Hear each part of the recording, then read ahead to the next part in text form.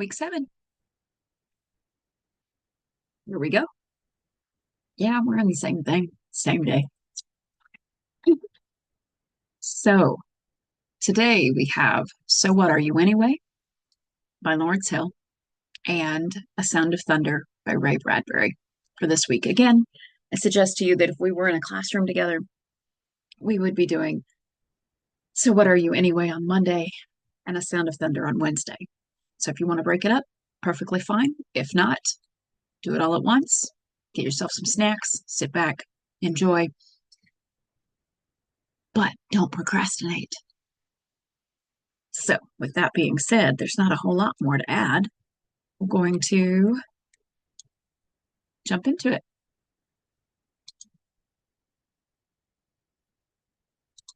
Let's open. Here we go. This was taking a little bit of time there. All right. So, first we have So What Are You Anyway by Lawrence Hill. And I will be reading this one.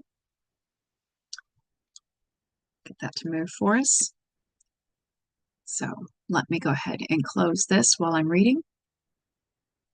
All right, very good. Here we go. So What Are You Anyway by Lawrence Hill.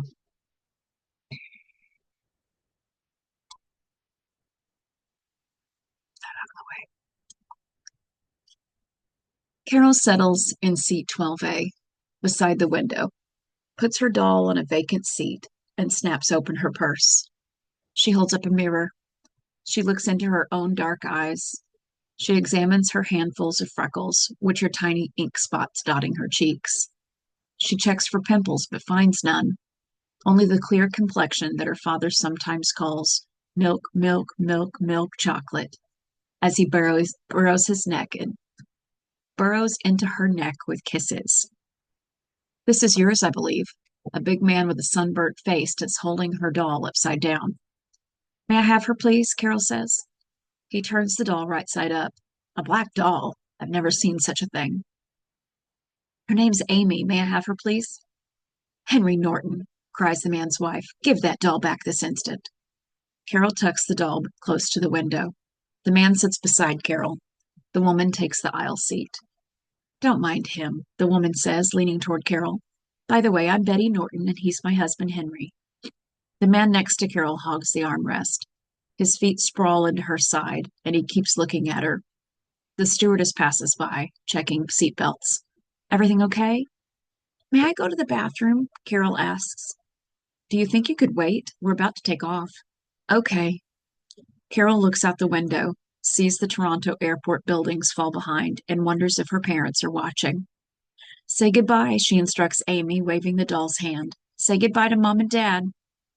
The engines charge to life. Her seat hums. They taxi down the runway. She feels a hollowness in her stomach when they lift into the air. Her ears plug and stay that way until the plane levels out over pillows of cotton. They burn as bright as the sun. So that is what the other side of the clouds look like. Excuse me. Excuse me. The man is talking to her. You can go to the bathroom now, you know. No, that's all right, Carol says. Traveling all alone, are you? Carol swallows with difficulty. Where do you live? He asks.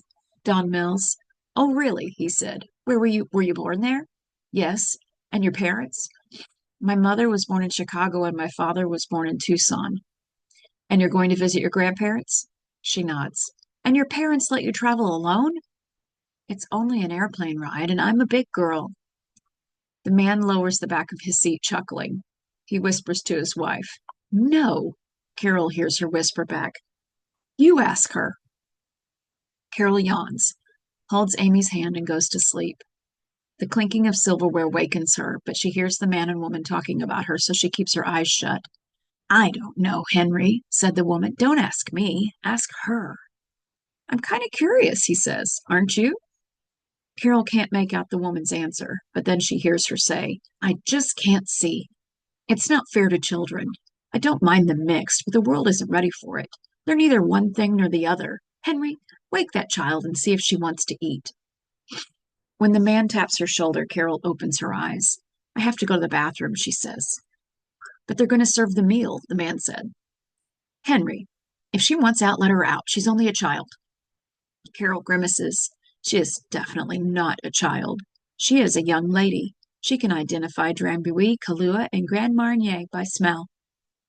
Once in the aisle, Carol realizes she has forgotten Amy. Henry Norton hands her the doll. There you go.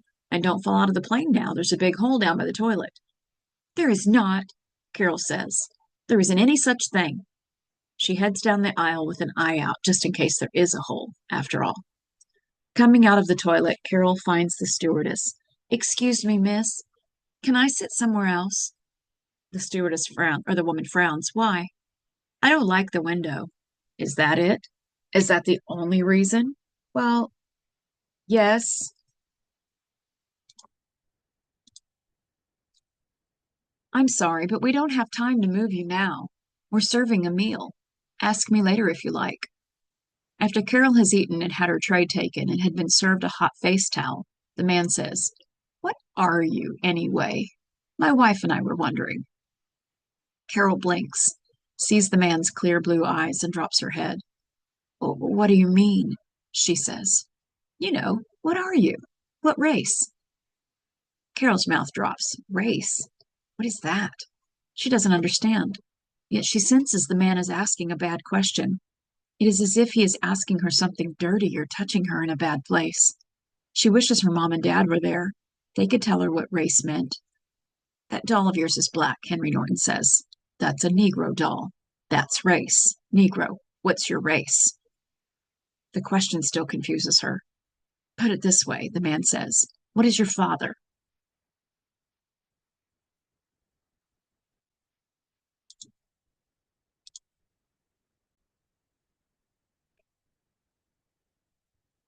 Put it this way, the man says. What is your father? The question baffles her. What is her father? He's her dad. He's your dad, and every Sunday morning he makes pancakes for the whole family and lets Carol pour hot syrup on them, and afterwards he sits her on his lap and tells stories. Mrs. Norton leans toward Carol. Say you had a coloring book. What color would you make your dad? Well, I never used just one color. Okay. What color would you make his face? Brown. And your mother? Carol imagines a blank page. What would she put in her mother's face? She has to put something in there. She can't leave it blank. I don't know. Sure you do, Mrs. Norton says. How would you color your mother's face? Yellow? Carol sees Mr. and Mrs. Norton look at each other. Is your mother Chinese? Mrs. Norton asks. No. Are you sure you'd color her yellow? No. What else might you color her? What else? Carol feels ashamed at her stupidity. A tear races down her cheek. Red? She says finally. Red? You can't color a face red. Is your mother white? Is she like me, her face? Is it the same color as mine? Yes. And your father's brown. Carol nods.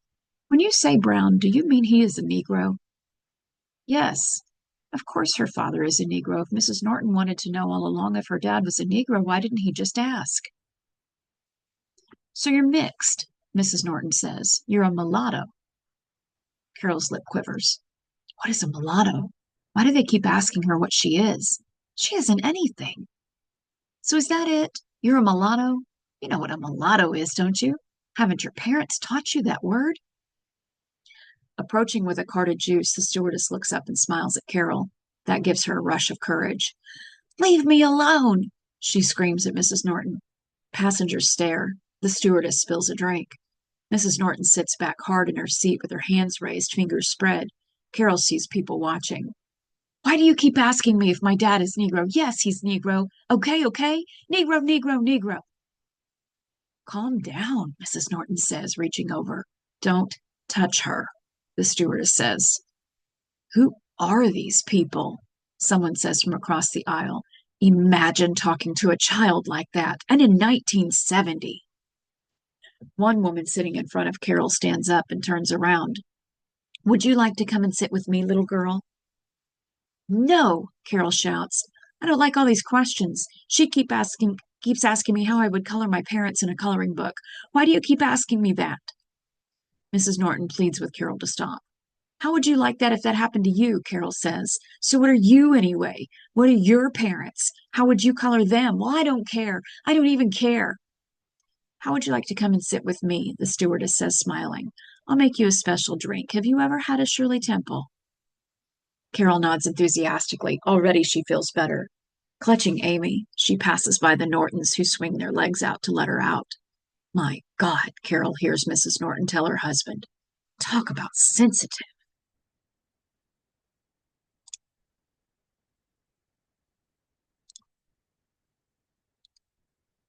Right. That was So What Are You Anyway? Definitely a short story, a short piece. And I apologize that I had a couple of bumps in the reading there. Um, Sometimes that just happens, you know? You're reading along even though you're familiar with something and stuff happens. Story's still the same. So, what comes here are our questions, same questions, and you'll be answering those on your discussion thread. The pictures here of these two young ladies I wanted to share with you. These are my nieces. This story means a lot to me, and I've been sharing it with Comp 2 classes for years, though I've moved it to Comp 1 now. But this story means a lot to me because I have three beautiful, me not forget their little sister, three beautiful nieces who are mixed swirl babies, is what I've always called them, my swirl girls. They're gorgeous girls. This one right here, this one's on her way to becoming a doctor. She just graduated with a bachelor's degree in neuroscience. So proud of her. And this one is in the Army, and she has been stationed in Alaska and is getting moved to Hawaii. Very proud of her as well. The younger one just graduated from high school with honors. So they're incredible girls. And this story means a lot to me because they had struggles like this growing up. They had similar issues growing up, only they faced prejudice, racism, if you will, in both all white schools and all black schools. They weren't dark enough or they were too dark, depending on what environment they were in. So, this So What Are You Anyway is a pertinent story for me. And I read it, or I had the girls read it, and I asked them if it was okay if I put their pictures in here, and they were like, of course. So I probably had to update the pictures because these are both kind of old. I need her in her cap and gown, graduating with her bachelor's degree, and I need her in her fatigues, right? Getting sworn in. Actually, the most recent picture was her accepting or signing in, signing up, let's use the right words, for more years in service in her fatigues just the other day, making a commitment to go to Hawaii. I'm looking at her picture, I'm about to cry. Just really proud of them both. So this story makes me emotional. So your questions, let's pop them up there. Those are the questions that you're going to be answering in the discussion thread. So you want to make sure that you get that done in a timely manner so you leave yourself time to do the talking to classmates in the discussion thread. What follows here, of course, is some information about Lawrence Hill. That's a picture of him. And look at that first line. Lawrence Hill is the son of American immigrants. They were both born in America, but they moved to Canada. A black father and a white mother who came to Canada the day after they married in 1953 in Washington, D.C. So already that gives us a little insight into this short story, just knowing Lawrence Hill is mixed. Do you think perhaps he knows a little bit about what it feels like to go through a situation like the one he just wrote? You think maybe? So we need to know some more things about Lawrence Hill. Well, the next line is a very interesting one.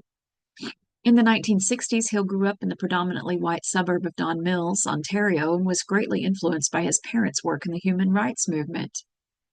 So his parents were social activists. Interesting. Would perhaps a commentary such as So What Are You Anyway make sense then? Interesting. And this says he grew up in the 1960s. So in 1970, when the story is set, I wonder how old he might have been. perhaps around 12, 10, 12, somewhere in that neighborhood, just like Carol. Interesting. So much of Hill's writing touches on issues of identity and belonging. Not going to read all of the rest of it because I want you to discover Lawrence Hill for yourself. But that's a picture of his parents and him and his siblings. And then there's a picture of Lawrence. Here we have a Lawrence Hill quote. To gaze into another person's face is to do two things, to recognize their humanity and to assert your own.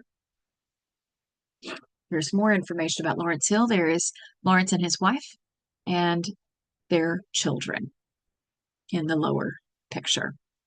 So do you think perhaps just looking at pictures, does this story somewhat make some sense already? So read more about Lawrence's life, read more about what he writes and what he's passionate about.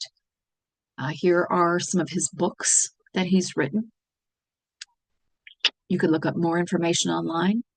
You might even look up, why did you write So What Are You Anyway? Dig in, find out what his message was in So What Are You Anyway? Excellent short story. That one didn't take up much time, did it? Now we jump to A Sound of Thunder by Ray Bradbury. Dun, dun, dun. Okay, we're going to jump right into it. Here comes the short story. Again, you have the PDF copies.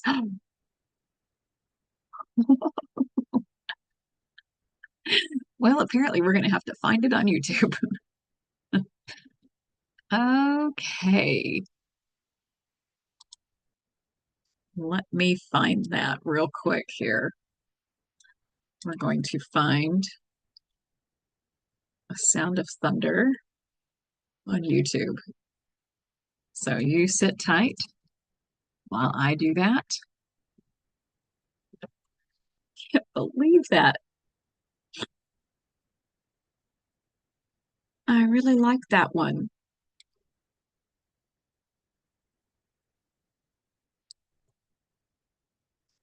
I don't like it read by a female voice. Let's see here.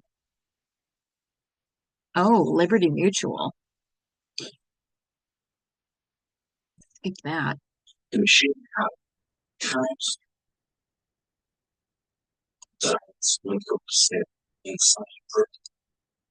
All right, let me grab this one and I will put it into the PowerPoint.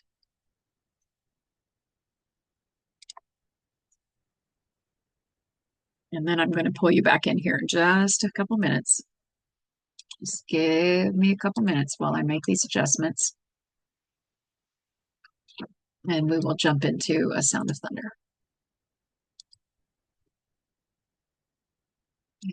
Do this.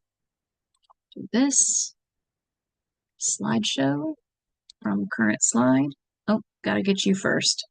Let's come back over here and grab you guys. Hello, I'm back. You didn't know I was gone because you could still see me, but I was gone. Here we are from current slide. Let's make sure this one works.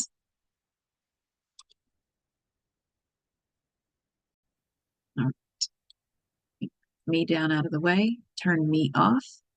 Here we are. Without further ado, don't forget that you have access to the PDF. You can follow along, or you can pull your phone up or another computer screen and type in A Sound of Thunder PDF and follow along with the short story. So without further ado, here is A Sound of Thunder. A Sound of Thunder by Ray Bradbury. The sign on the wall seemed to quaver under a film of sliding warm water. Eccles felt his eyelids blink over his stare, and the sign burned in this momentary darkness. Time Safari, Incorporated. Safaris to any year in the past. You name the animal, we take you there, you shoot it. Warm phlegm gathered in Eccles' throat. He swallowed and pushed it down. The muscles around his mouth formed a smile as he put his hand slowly out upon the air, and in that hand waved a check for $10,000 to the man behind the desk. Does the safari guarantee I come back alive? We guarantee nothing, said the official, except the dinosaurs. He turned. This is Mr. Travis, your safari guide in the past. He'll tell you what and where to shoot. If he says no shooting, no shooting. If you disobey instructions, there's a stiff penalty of another $10,000, plus possible government action on your return. Eccles glanced across the vast office at a mass and tangle, a snaking and humming of wires and steel boxes, at an aurora that flickered, now orange, now silver, now blue. There was a sound like a gigantic bonfire burning all of time, all the years and all the parchment calendars, all the hours piled high and set aflame. A touch of the hand and this burning would, on the instant, beautifully reverse itself. Eccles remembered the wording in the advertisements to the letter. Out of chars and ashes, out of dust and coals, like golden salamanders, the old years, the green years might leap. Roses sweeten the air, white hair turn Irish black, wrinkles vanish, everything fly back to seed, flee death, rush down to their beginnings. Suns rise in western skies and set in glorious easts. Moons eat themselves opposite to the custom, all and everything cupping one in another like Chinese boxes, rabbits into hats, all and everything returning to the fresh death, the seed death, the green death, to the time before the beginning. A touch of a hand might do it, the merest touch of a hand. Unbelievable, Eccles breathed, the light of the machine on his thin face. A real time machine. He shook his head.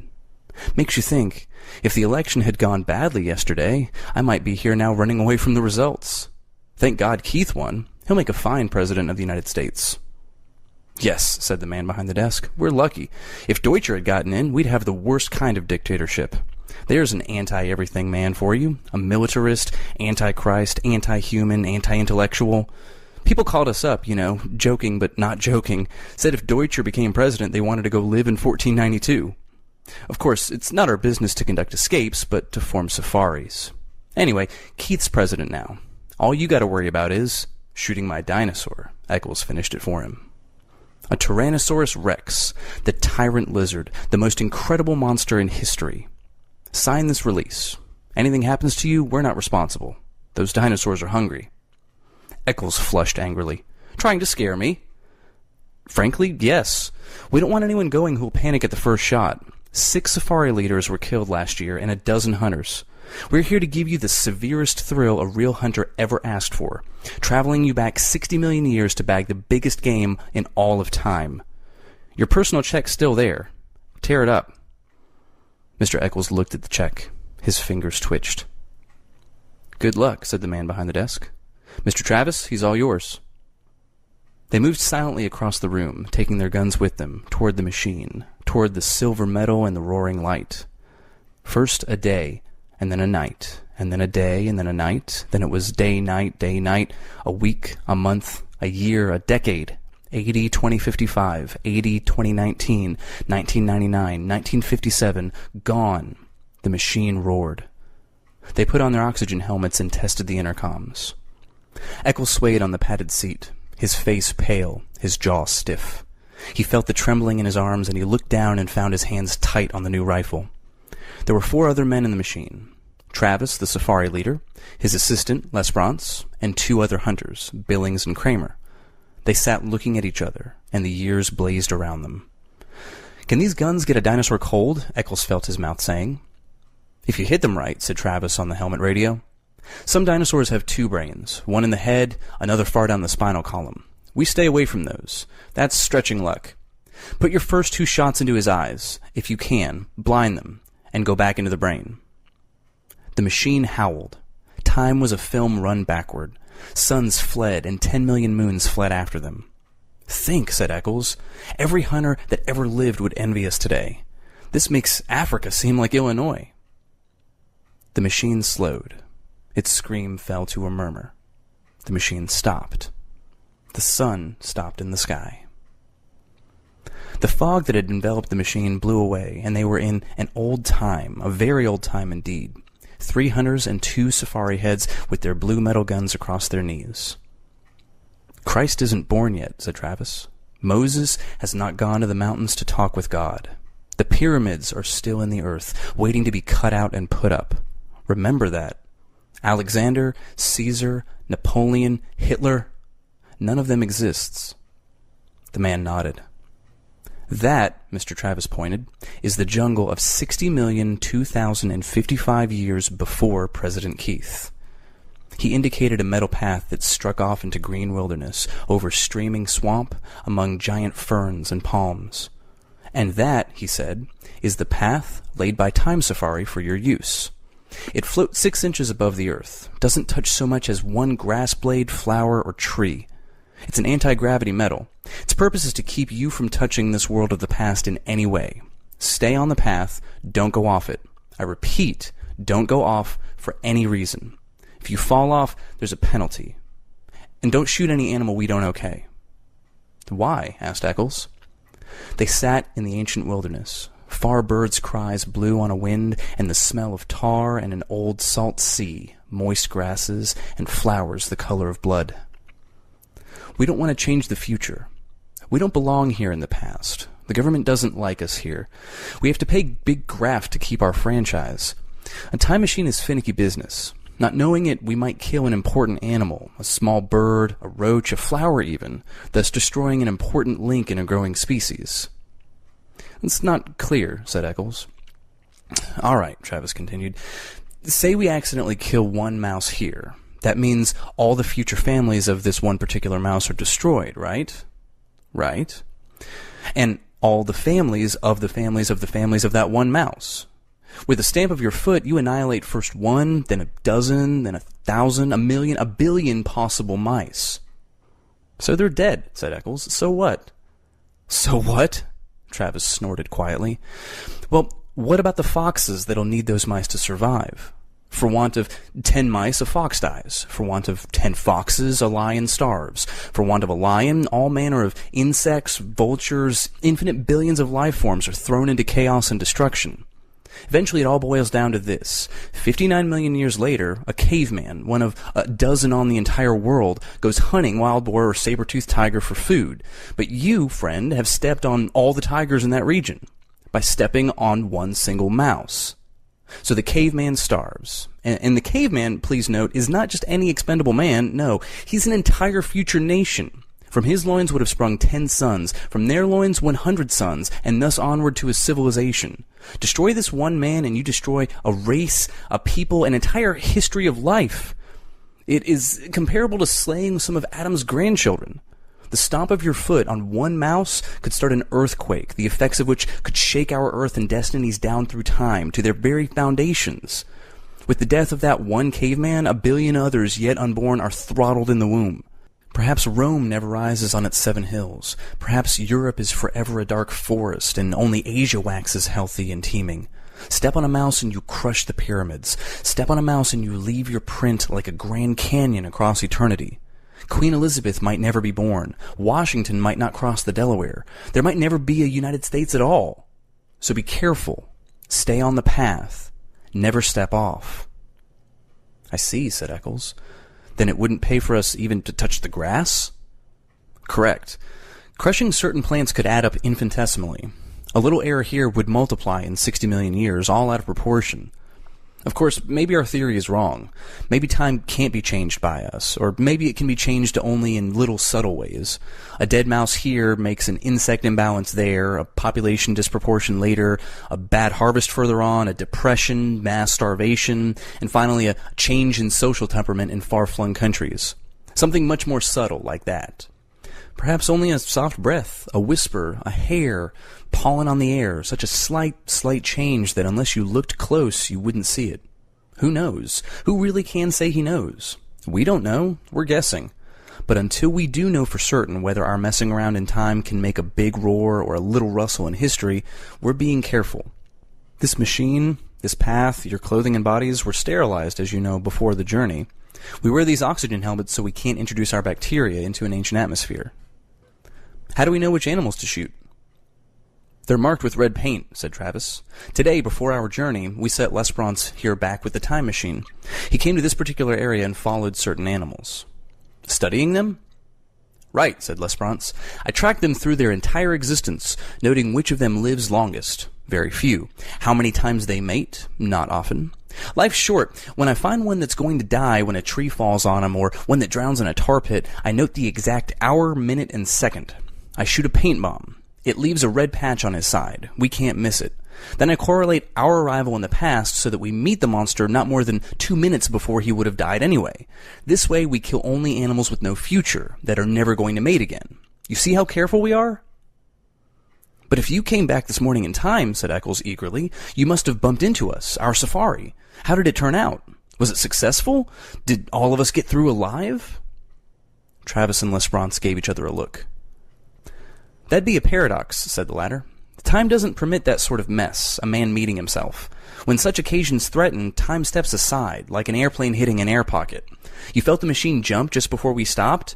That was us passing ourselves on the way back to the future. We saw nothing. There's no way of telling if this expedition was a success, if we got our monster, or whether all of us, meaning you, Mr. Eccles, got out alive. Eccles smiled palely. Cut that, said Travis sharply. Everyone on his feet. They were ready to leave the machine. The jungle was high, and the jungle was broad, and the jungle was the entire world forever and forever. Sounds like music and sounds like flying tents filled the sky, and those were pterodactyls soaring with cavernous gray wings, gigantic bats of delirium and night fever. Eccles, balanced on the narrow path, aimed his rifle playfully. Stop that, said Travis. Don't even aim for fun, blast you. If your gun should go off... Eccles flushed. Where's our Tyrannosaurus? Lesperance checked his wristwatch.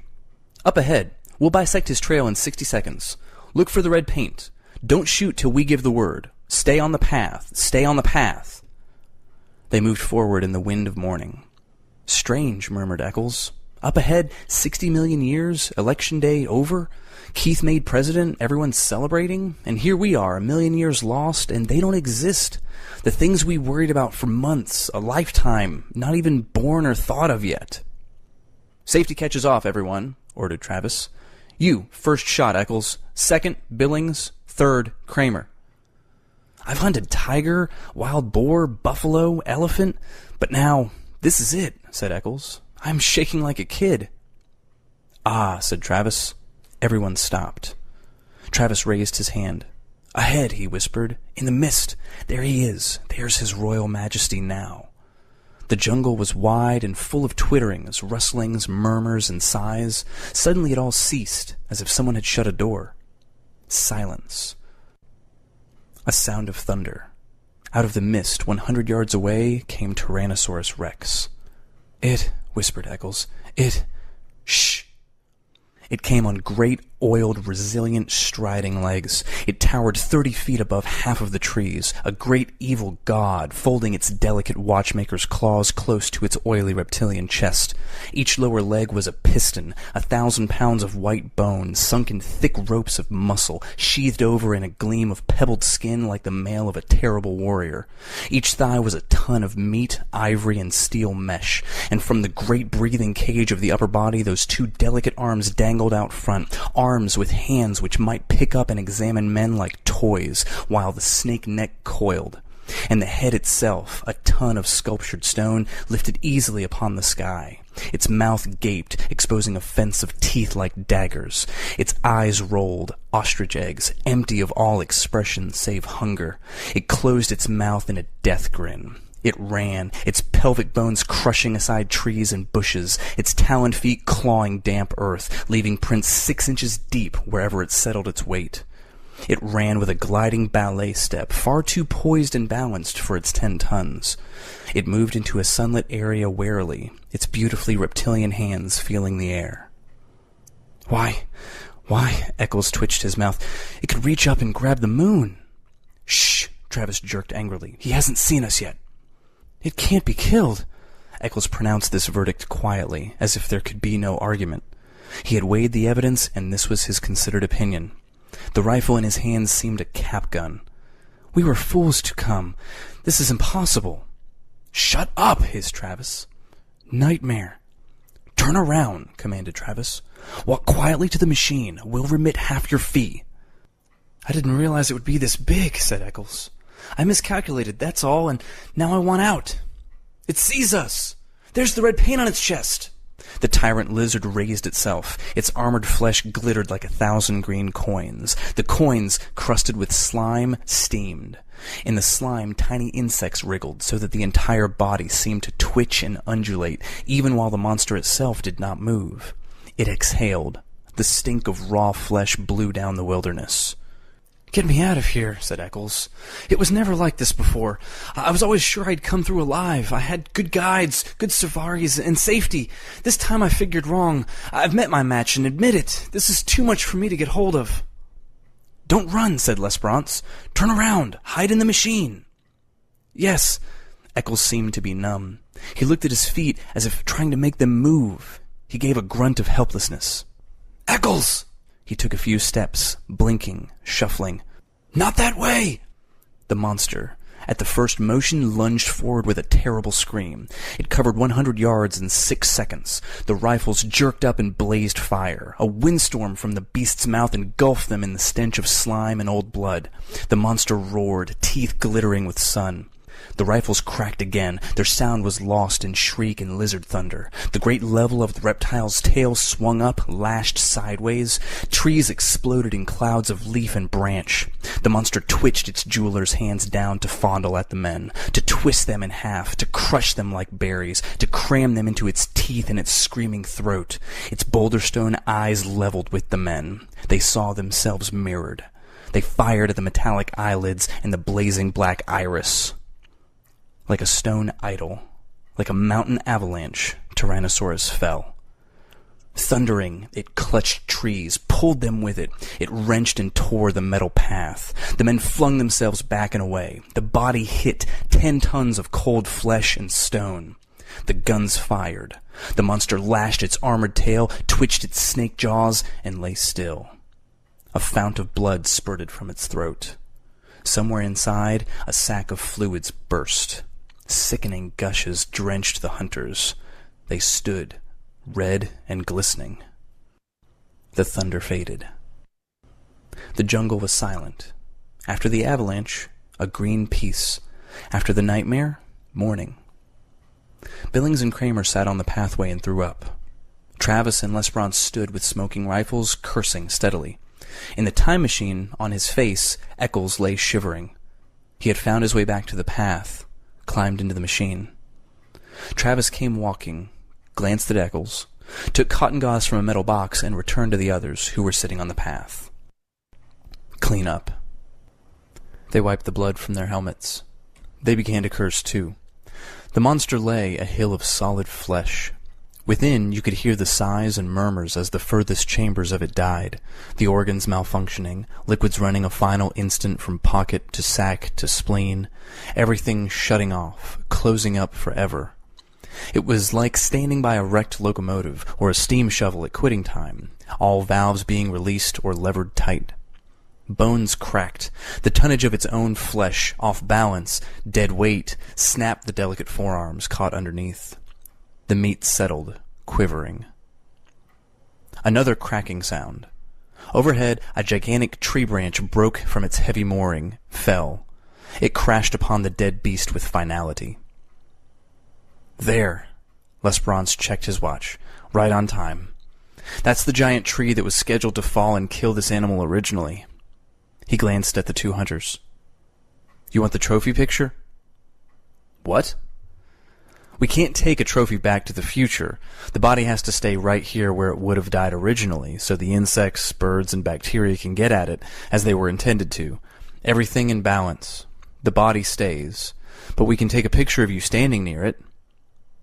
The 2 men tried to think, but gave up, shaking their heads. They let themselves be led along the metal path. They sank wearily into the machine cushions. They gazed back at the ruined monster, the stagnating mound, where already strange reptilian birds and golden insects were busy at the steaming armor. A sound on the floor of the time machine stiffened them. Eccles sat there, shivering. "I'm sorry," he said at last. "Get up," cried Travis. Eccles got up.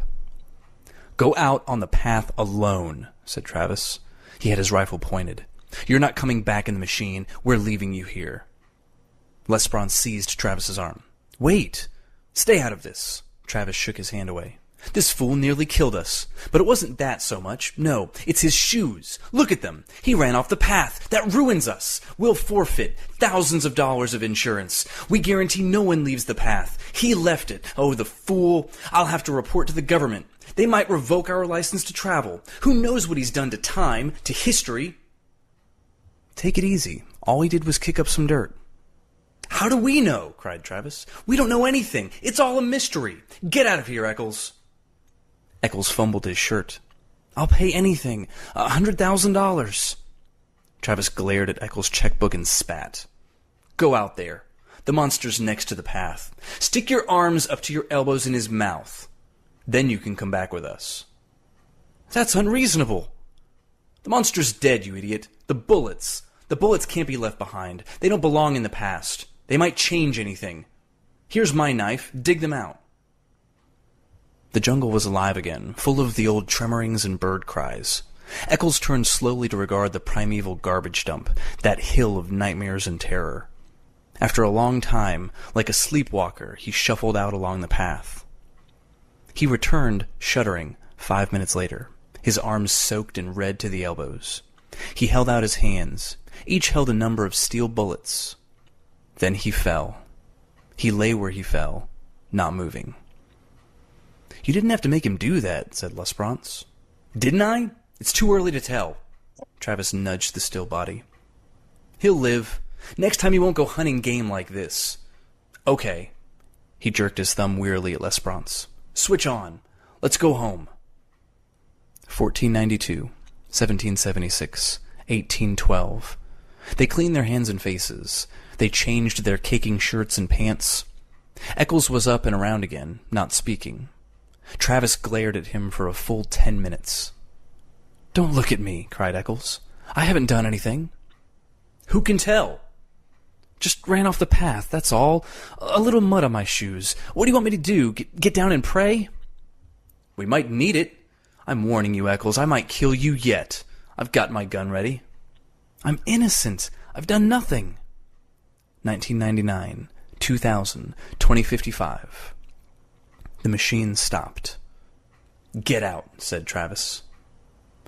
The room was there as they had left it, but not the same as they had left it.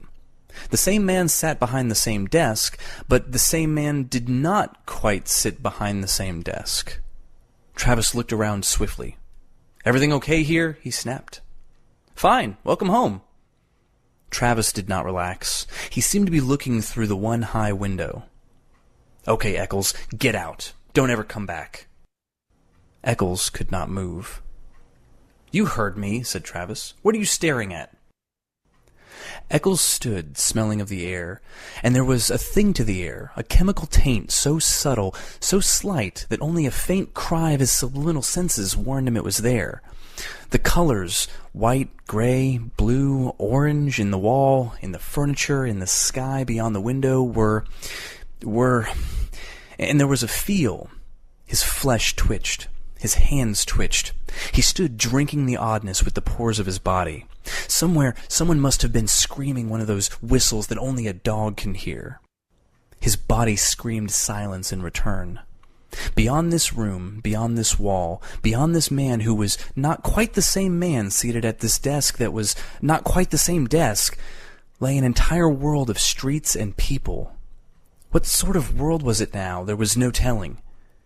He could feel them moving there, beyond the walls, almost like so many chess pieces blown in a dry wind. But the immediate thing was the sign painted on the office wall, the same sign he had read earlier today on first entering. Somehow, the sign had changed. Time Safari Incorporated. Safaris to any year in the past. You name the animal, we take you there, you shoot it. Eccles felt himself fall into a chair. He fumbled crazily at the thick slime on his boots. He held up a clod of dirt, trembling. No, it can't be. Not a little thing like that, no. Embedded in the mud, glistening green and gold and black, was a butterfly, very beautiful and very dead. Not a little thing like that, not a butterfly, cried Eccles. It fell to the floor, an exquisite thing. A small thing that could upset balances and knock down a line of small dominoes, and then big dominoes, and then gigantic dominoes, all down the years across time. Eccles' mind whirled. It couldn't change things. Killing one butterfly couldn't be that important, could it? His face was cold. His mouth trembled, asking, Who won the presidential election yesterday? The man behind the desk laughed. You joking? You know very well. Deutscher, of course. Who else? Not that fool weakling Keith. We got an Iron Man now, a man with guts. The official stopped. What's wrong? Eccles moaned. He dropped to his knees. He scrabbled at the golden butterfly with shaking fingers. Can't we? He pleaded to the world, to himself, to the officials, to the machine. Can't we take it back? Can't we make it alive again? Can't we start over? Can't we? He did not move. Eyes shut, he waited, shivering. He heard Travis breathe loud in the room. He heard Travis shift his rifle, click the safety catch, and raise his weapon. There was a sound of thunder. And blind them and go back into the brain. Right. It stops there. I'm not sure why the video is longer. I'm intrigued, though. But that's the end of the story. We still have like 8 minutes left on the video. Let's see. The machine howled. Time was a film run backward. Suns fled and 10 million moons fled out. Yeah, interesting. Don't go off it. In history, to quaver under a All right, film well, the of sliding recording is warm messed water. up, but I stopped it at the appropriate time. The last line in the short story is, there was a sound of thunder. So, after they get back. Eccles felt his... All right, so we're going to jump forward to the questions. And here they are. You're going to take some time. What's your reaction? What is your reaction to this story? What did you think? How do you feel? What do you think the author thought you already knew? What is Ray Bradbury assuming that you already know? What's the historical situational context of the argument? Well, you got to know, when was it written? When was this short story written? What was going on in Ray Bradbury's life? What are some things that you can learn about Ray Bradbury and mix that with the historical context that help you understand, why did he write this? What's his message? What is he saying about people? All of these authors are making a statement about people, about humanity. So what is Bradbury saying about people? Then we have, what is the intended meaning? So there, I got ahead of myself. What literary elements back the intended meanings? That's up to you. Setting, obvious. Setting is always a big deal. Characters, conflict, plot, tones, symbolism. Do we have symbolism in this piece? Metaphor. There are a lot of similes in this story. I will let you know there are quite a few similes. The description of the dinosaur, like a locomotion or a locomotive. I love that part of the description. Do we have personification? Do we have resolution? What did you think of the way it ended? Was that effective? So what literary elements here did Ray Bradbury intentionally use to help tell this story? And then, do you believe the arguer was effective? And how does the argument impact you? Those are the things that you are going to answer. Now, just as we've seen before, the following slides have information on our author. So, from Ray Bradbury's website, raybradbury.com, I took quite a bit of information. A Bradbury quote, I like this one. I thought this was amazing. We are cups, constantly and quietly being filled. The trick is knowing how to tip ourselves over and let the beautiful stuff out. That was really nice. So, very great information for you here regarding Ray Bradbury. Someone might have had a toy dinosaur when he was a child. I'm just saying. Someone might have a thing for science fiction. And there might be a reason why. Someone also might have a hatred for technology. Who might that be? Well, look, I think you're going to have to do some research to find out who that is. Bradbury says you fail only if you stop writing. I love that. That's so good. So I have given you some information here about Ray Bradbury. Rest of it you're going to need to look online. Reality and fiction are that fiction. Oh, wait, that's messed up. Let's go back to that. Let's fix that. Huh. We got to go to the designer. Let's make this where we can see the actual quote because the stuff covers up the quote. Let's do this. I'm going to move his link.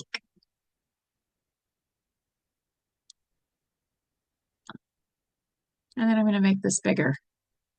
I love PowerPoint, you guys. It's so easy to manipulate for me. I love it. Huh. Now let's go to crop. There it is. There it is. Now we got the whole thing. We'll bring it into where it fits. All right, now we can go back to current slide. Reality and fiction are different in that fiction has to make sense. Great quote, Ray.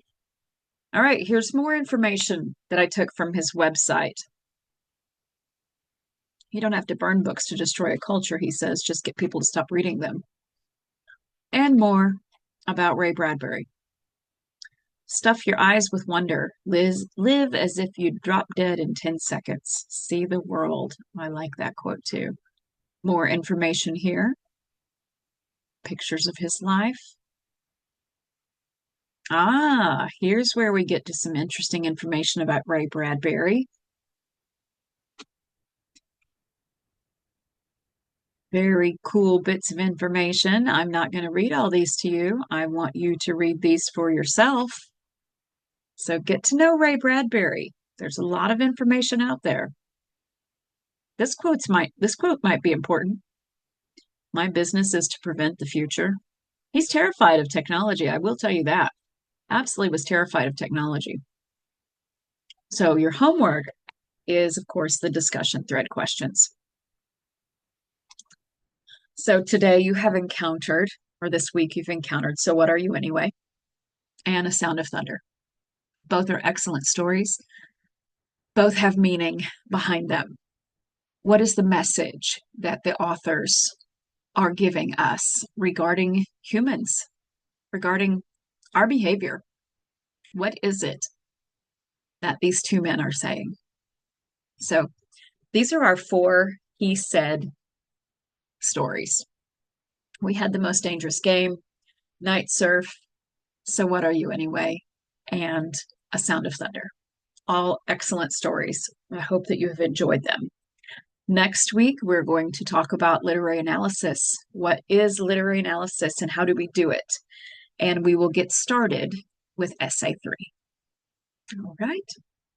So with that, I'm going to draw this one to an end, and I'll see you next time.